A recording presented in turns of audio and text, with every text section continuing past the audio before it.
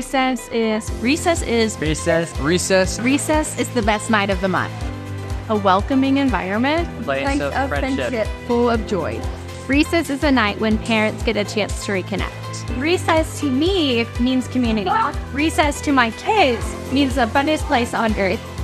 I love getting to come together and celebrate the kids while their parents get to go have a night to themselves, but the kids get to come here and have so much fun together. I've learned to have fun in many different ways, so I would never have fun with her. Recess to me is friendship.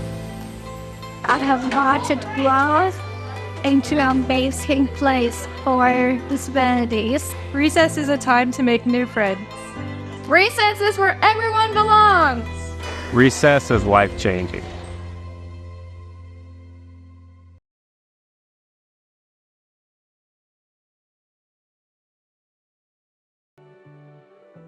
Isn't that the best? Recess is a space that bridges communities together, and it brings people together in closer proximity with one another, which is the best thing that we could ask for.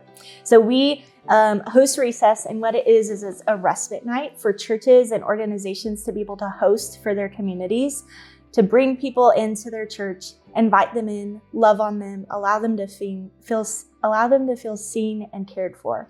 So if you haven't heard of Respite, or maybe you're familiar with it, what it is it's just a night of rest, or a day, or whatever it may be. It's a time of rest for families with kids with disabilities to use however they want.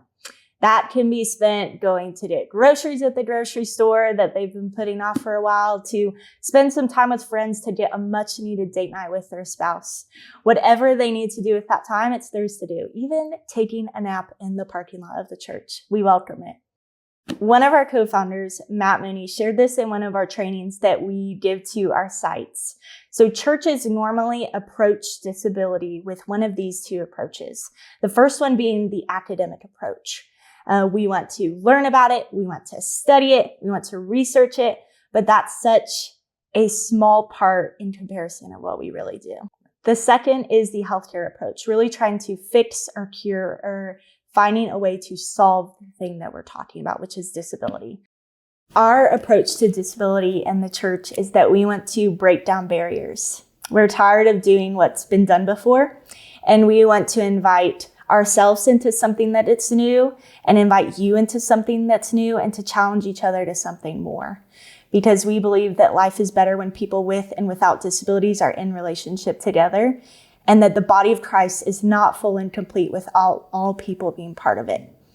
And to go along with that, I want to point us back to Scripture. Do what we need to do. That's where we start. And we see this in 1 Corinthians 12, starting in verse 15. So you can read along with me or just listen to these words as we learn together. If the foot should say, because I am not a hand, I do not belong to the body, that would not make it any less a part of the body. And if the ear should say, because I am not an eye, I do not belong to the body, that would not make it any less a part of the body. If the whole body were an eye, where would be the sense of hearing? If the whole body were an ear, where would be the sense of smell? But as it is, God arranged the members in the body, each one of them as he chose. If all were a single member, where would the body be? As it is, there are many parts, yet one body. And then we're going to jump down to verse 27 to finish this off.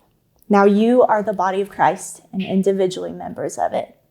So I want to invite one of my friends and coworkers who is also the co-founder and executive director of our organization, and invite her to share her story, the things that have brought her here, and really just a parent's perspective in this conversation. So Jenny, I wanted to invite you to really just share from a parent's perspective on Respite, the value of it, what it means to you, how it's been a part of your personal life. Yeah, so a lot of you may or may not know how 99 Balloons got started, and that is the story of my first born son. Elliot was his name, and he was born with a rare chromosome abnormality, and we knew our days with him were limited. And we embraced each day that we had with him, and we loved him. And there's so much more to that story we'd love to share with you. But for the sake of this conversation, really, when we stepped into Respite after Elliot had passed away, what we knew was that our parenting journey was unique. It was really different. And it was really hard to find a space where we felt seen in that. And people loved our son well. It wasn't that he wasn't loved. It was that we felt a measure of isolation from just how unique our journey was. And so we actually began 99 Balloons, began doing Respite out of that place of going, parents with a unique parenting journey need a space. And so if you fast forward, I had 2 more children, and then the next child that was added to our family was our daughter, Lena. And Lena is now 16. She has mild cerebral palsy, severe autism, and a whole list of things on paper. But the reality is that Lena is wonderful. And most spaces that Lena, now as a 16-year-old, and all the way from when she came home at age 5, most spaces that Lena enters into, people who love her have made these spaces to adapt to her. And even in our church community, when she comes on a Sunday morning to church, the church space is adapted for her, and it's actually a lot of work for her because she is trying to use those modifications to settle and be a part. Whereas something like Recess or a specific Respite program, that is designed for her completely. So we, after Lena came home, we then became a Recess family. We became a family that needed respite. We had started this thing long before we knew we would need it. And she had been home, Lena had been home from Ukraine about 4 or 5 months. And a lot of folks who were doing Recess programs at that time would say, hey, when is Lena going to come? And I'd go, no, I can't. I can't be away from her because of the level of care that she needed. And I didn't know how to describe what she needed. And meanwhile, we needed it. We felt lonely and we were tired, and Lena needed a lot of us. And when friends in our community group, I remember sitting in a community group and we would have Lena with us, and well-meaning because they saw how tired we were and they saw how lonely we felt, and they said, oh, you guys need a vacation. That was kind of their answer from a great heart. But we were not able to take a vacation at that time. So what we did instead is we actually gathered up what we needed to go to Recess, to get a night of respite. And I remember sitting in the parking lot of that church. I vividly remember where I was sitting after she was in those doors, and something just kind of washed over me. I think it was the Spirit, and it was like, it's okay. It's okay. You can take a break. And that is okay. And it was just the most beautiful thing because I felt like, whereas, like I mentioned before, spaces are adapted to Lena, the most beautiful thing for me as a family is this place was for her. Yeah. For her. And she was made and seen and loved just as she is. And she still loves it. Yeah. I've gotten to the point now where I can't tell her it's a Recess night until we're going because she's kind of annoyed all day that it's not if I mention Recess in the morning, she's because she knows she can't speak to you. Okay, she's going to use a communication device to speak. She does not have those words, but she knows that it is for her. And as a family, we know that it is made for her, and we feel love and seen and brought in to belonging through it. So it's been a beautiful experience for us. And really what I love about it is that it's not only a safe place for her, but it's a safe place for you guys to be able to experience it too. That's right. It's both and. Yep. And I think a lot of Recess families could relate to that. I mean, along those lines, there have been wild times. She has been felt real out of sorts. I mean, most of the time she's running to Recess, but there are times where she's felt real out of sorts. And I go in and that volunteer says, we're good. You go have a good time. And I'm like, okay. I mean, there's really no other place like that for me, where I'm a believer. That's A really believer. beautiful. Yeah. Thank you, Jenny. If you're connected with a church as a disability pastor, kids pastor, maybe you're in a volunteer role, the reality is that there are people within your church and your community that are in a place of marginalization and isolation, whether you may know it or not. And the really sweet thing about Respite is that it accomplishes so many different purposes by really bringing people together. And oftentimes the churches that we talk to will see a need. They know there's one, but they don't know next steps about where to go from there. So I don't know where you are in that journey, whether you see the need, you know there's one, and you need to figure out what to do with it, or maybe you're just now hearing about this need. But I really believe that there is so much to be done within our churches and the communities that we're part of.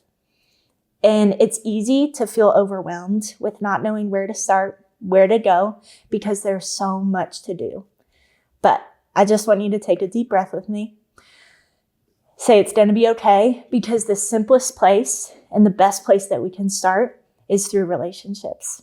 And that is what any form of respite night or what recess is about, or any kind of programs that we do as a disability ministry within a church, that's what it's about, is building relationships between people with and without disabilities. These relationships between people with and without disabilities become ones where we point one another to the gospel. We point one another to the story of Jesus, the redeeming story of Jesus. And I just want to remind us to not miss out on that piece of saying one another, because it's not just you or I going to a person with disability and sharing Jesus with them, but it is so much more than that. It is that person with disability sharing Jesus with us. We all have something to learn from one another. And these nights of respite are places to do just that. It's a welcoming place for someone who's been a part of a respite night before, someone who's never had a friend with disability, someone who has a friend with disability. It is the best entry point for anyone to come in and be a part and have a fun night and bond over a game of bingo or a craft or anything like that, because it goes back to what I was talking about earlier, that I don't want us to miss out on the simplicity of what a relationship is and a friendship. So Respite gives an outlet and a means of doing this while accomplishing so much more than you could have ever imagined. Your gatherings at church, just like Jenny had mentioned, are really adapted to meet the needs of a child with disability, a student with disability, adult with disability. But imagine a place so sweet and special that place is designed just for them, and they are fully invited and fully welcome just as they are to come and make friends, play a game, watch a movie, just do regular things that we know we all love to do together. I think of one mom in particular who had a story of visiting a church, and the first few times went okay, but she returned, and finally one of the staff members came up to her and told her that her child was being disruptive to the rest of the kids at church there. And these families that come to receive respite have oftentimes experienced a lot of this feeling of being burnt by a place like a church. We really want to change that story, make a space like Respite a really inviting place for anyone to come. And the really cool thing, when I'm talking with churches, I always tell them that it is such a cool night because it invites families in that may not have necessarily ever wanted to step foot inside a church again. It brings them in, invites them in with wide open arms and a smile, and says, not only are you welcomed here, but your child with disabilities is too. And I really see that as one of the most exciting parts about Respite. Whether you have a disability ministry on Sunday or not, or another night of the week, this is another open door and opportunity to invite those families in. So a lot of recess sites will begin supporting families within their own church, but often ask the question, well, I know there's so many more families in our community. How do we invite them in? And this is the way. And we really believe that it's a way to bring people together in relationship with one another, but also most importantly, above all else, into relationship with Jesus. I think it is one of the most powerful things when hosting something as simple as Respite, because it speaks the truth over each and every family that, hey, we see you in life and we want to do this life with you. We want to do it together so that you're not doing it by yourself, so that we're not doing it by yourself, but we want to come together and do it together. One of our sites in North Carolina, who I was talking to, shared about their hope and dreams for the impact of recess. That it would no longer be just a volunteer and family talking briefly on a night of recess, but that when they saw each other at the grocery store, that they would say, hey, and that they would start a conversation with one another, and that those relationships would be ongoing, not just at the grocery store, not just at recess, but that they would turn into how true relationships and community are meant to be. And really, these nights are the most beautiful thing to experience and be part of. I have so many stories that I could share about the impact that I have seen of a night of recess. One, I think of a volunteer who shared about their nervousness because they'd never done something like this. And I said, hey, we were all at that point one time or another. They were nervous because though they'd been told what to expect, they really didn't feel sure of themselves. They thought they had to be a certain person to come into a night like this. And we, as much as we told them that they did not have to be, they needed to experience it for themselves. So they were paired up with a child with disability that night. They played a game of Guess Who. They watched a movie together. They made some fun crafts. And by the end of the night, that volunteer came back and said, I really don't know why I was so nervous. We just got to hang out, play games, and it felt just like any other friendship. I'm thinking about another story of impact of a parent who said that those 3 hours a month of respite drastically changed their marriage and impacted it in ways that we would never even know. Or even, I'll tell our volunteers that one of the most beautiful things is to see the parents as they're dropping off their kids. Maybe they've had a long week, maybe they're feeling tired, and then seeing them again, even just after 3 or 4 hours away, that they looked so recharged, they looked so energized, they were laughing again, and maybe it had just been a hard week, and that night of respite was perfectly timed and brought just what they need.